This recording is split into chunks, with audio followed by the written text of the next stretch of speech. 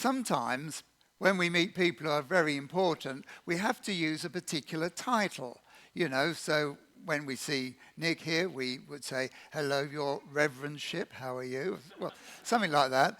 You get the gist, don't you, anyway? So I'm going to test you to see how polite you all are. So we're going to have pictures come up, and I want you to shout out, including the young people who will probably help the older people anyway. I want you to shout out what title you would use if you were to meet them in Tesco's or Sainsbury's or wherever you do your shopping. So we're going to have a look at them. So the first one. Your Majesty, do we agree with that, everyone? Yeah, absolutely. Someone wants to say, what about the next one then?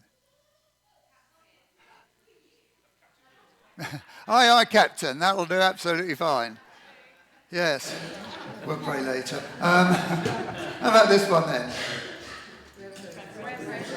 Reverend, Grace, anything else? Vicar? Maybe Canon, as long as he doesn't get fired. Anyway, there we go. So we have 3. They do not get better, as you well and truly know. How about this one then?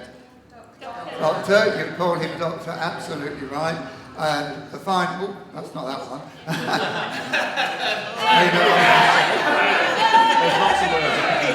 we will use the proper title if you don't mind. You will call Prime Minister, yes, as people relate to him as Prime Minister. And, thank you. So, we use these different titles when we meet people. And sometimes we meet people in different ways. Thank you. So they were getting together. I wonder how you would address Jesus if you were invited to that meal. It says they went and Jesus was invited and they sat around the table. I wonder, what would you say to Jesus? Give me a clue. Rabbi, teacher, Lord, I heard. Any other? Have you got one? Shout it out for him. Oh, he's gone all shy. Now, I bet if I was Nick, you'd be shouting it. So, I cannot pretend to be Nick, sorry. So, yes, I wonder there used to be an old poem, and I can't remember it, it goes on for a while, but anyway, the gist of it is, if Jesus came to my house, what would I do? Would I have to turn the programme off I'm looking, hide the magazine I'm reading? What would I have to do if Jesus came to my house? And it's worth thinking about, because Jesus did go to the rabbi's house and people did come and meet him, and that's just something we're going to think about a little bit later. So she came and she bought an alabaster box of perfumes. Wonderful story of a meal. There was a meal there, and with that meal came that woman, and she brought a lovely smell. So first of all, if you've got one of these sheets for your young people, we mentioned about food, so I want them to look at the first top line and just have a look about that. If they want to draw something on the back or write something down, that's absolutely fine, because we're going to think about this meal that these people came to. And Jesus was there at this meal, and they all gathered around for this meal.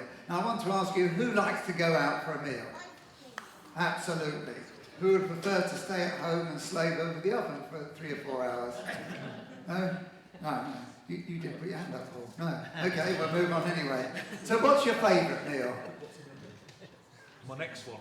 Your next one. I agree with that one.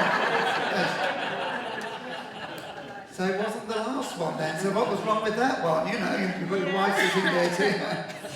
Well, so what is your favourite meal? Chicken. Chicken? Sorry? Fried eggs, yes. Anything else? Well, you know what your favourite one is, that's absolutely... Well, they went to have a meal, and Jesus was there, but someone, quite surprising, asked Jesus... I'm going to keep this a bit. Someone asked Jesus to go to the house, and this man who asked Jesus was a man called a Pharisee, which is a strange name, but he was a Pharisee. There he is. Well, he probably looked something like that. And they were very, very religious people from a Jewish sect. And one thing is that they didn't really like Jesus and his teaching. So the question I'm asking, and you won't know the answer unless you can tell me because I don't know it, is why did he invite Jesus for a meal? I mean, would you invite someone for a meal who you didn't like? I mean, if I was inviting someone for a meal, I would want to invite someone I liked very much. And so would you too. But here was this Pharisee who invited Jesus. Perhaps he just wanted to talk and ask Jesus a few questions. You know, Jesus is such an interesting person that people want to know more about him. So they were out for a meal, and there was Jesus, and there would have been a room full of people just wanting to ask Jesus questions. So there they were, having a meal, sitting around, enjoying the food, asking questions, and in popped a woman. We've heard about that already. This lady popped in, totally uninvited. And in came this woman. And so people, if you've got one of these sheets, you're now kind of looking at the middle line, which asks, how would you feel if Jesus came to your house? And there she was, and this woman came. So it's rather interesting, because the person who invited Jesus didn't really probably like his teaching, and the woman who came, well, she's identified in the Bible as a sinner, someone who didn't like her. So this is an interesting meal, isn't it? I wonder what the conversation was. The person who invited Jesus probably just wanted to ask a lot of questions and probably trip him up. And now in comes a woman who's a sinner and nobody likes either. This is setting up for a fun meal, isn't it? And the Bible says. But when she came in, she did something rather strange in this meal. Normally, when you come for a meal, you would walk in, wouldn't you, and you'd sit down. But this woman didn't just sit down at the meal. She came and she went straight to Jesus. She went straight to the honoured guest. No one invited her. We started off, didn't we, saying, what would you call people? You know, we saw all those people and we call your majesty or vicar or captain or whatever it might be. But she didn't go to Jesus and say, hello, Lord, or anything like that. She just came and she did a few things. First of all, she went to his feet.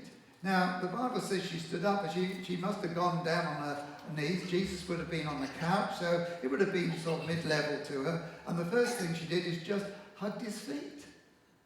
Now, I don't know about you, but if you went to greet someone, which part of their body would you reach for? Probably your hands, that's right. How many of you would say, let me shake your foot? But she did. She went straight to the foot of Jesus. You see, to go to the foot of someone, to bow down, shows them reverence, shows them that you count them as very special people. And I wonder, what is it like, everyone, when you come to Jesus? Do you just come to him and say, hi there, I need this, and this, and if you don't give me, I won't believe you anymore. Some people do that. Some people just give a shopping list and say, that'd be very nice, Lord. And some people just come, and before they do that, or even if they don't do that, they just come and worship. Because that's what this lady did. And this lady wasn't a member of a church. She wasn't even a Baptist. She just came and she worshipped Jesus, came to his feet, and then she wiped his feet with her hair. First of all, she came, and tears came as she went to his feet. So moved she was that tears came out of her eyes. I wonder what it's like when we worship Jesus. Do tears come from our eyes? Do love flow from our hearts? Do worship comes from our lips? Well, she went and worshipped him. So much so that tears came from her eyes. So the second thing she did, well, she didn't have a towel. So she wiped her tears from his feet with her hair. Something that was very special to women, particularly at that time. Hair was very important. Nice, long hair. And she used the most important thing she had to wipe Jesus' feet from the tears that she'd shed out of her love and of her worship for someone who she really didn't know. Here's this woman, a great surprise as she walked in. And she did these things. She walked in. She washed her feet with her tears. The tears that came from her eyes. She wiped her feet with her hair. She gave something of herself to Jesus. She wiped his feet with her hair. She worshipped him in a very personal way. Do we worship Jesus in a personal way, or do we just read something and that'll do it? Or is there something more special? Then last, she anointed his feet with very expensive oil. None of the things that these children smell oil that was very expensive, in a pot which was very precious to her. An alabaster pot box was very special, very expensive, and out came very expensive oil. And I'm sure some of them were sitting there saying, what on earth are you doing, you stupid thing? Why don't you just leave it now? Fancy pouring all that expensive oil all over the feet of Jesus. She gave everything that she had. What do we give to Jesus? Everybody, not just the children. Challenge yourself.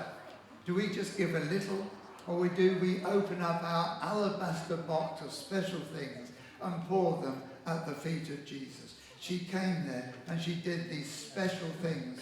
And people, of course, then moan. But first of all, I want to ask, this Pharisee. Jesus asked the Pharisee a question at this point. He said, what do you see? What do you see, Simon? You've invited me, a teacher, to come and talk, and this woman's walked in. What do you see when you look at this woman? You see, when Jesus looked at that sinful woman, I know what he saw. He saw a child of God.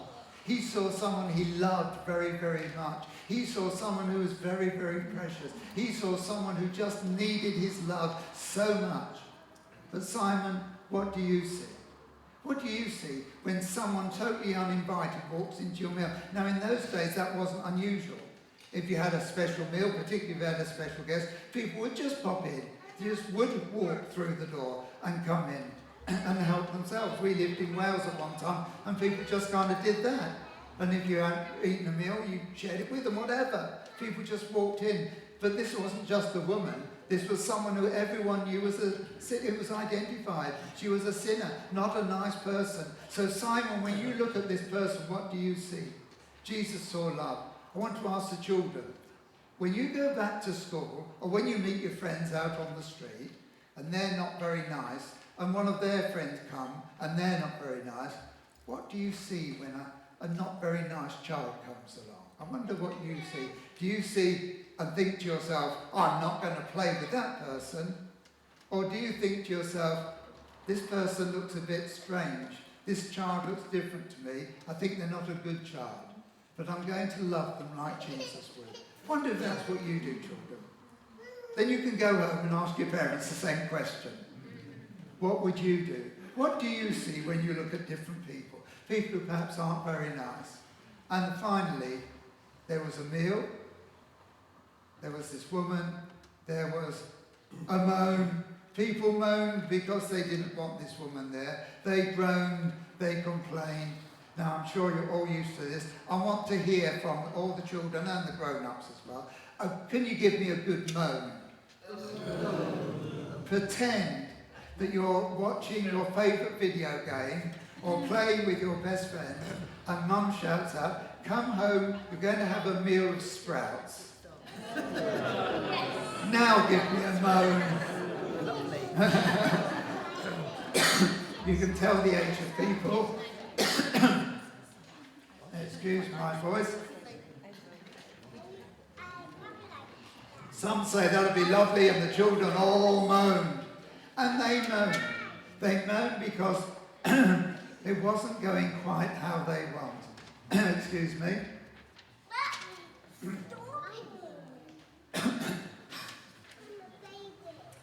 There was a moment. There was a meal. There was a visitor. There was a moment. A meal. There was a moment when this woman came and washed Jesus' feet. There was a moan. A meal, a moment, and a moan. People moaned at this special meal because it wasn't like they wanted.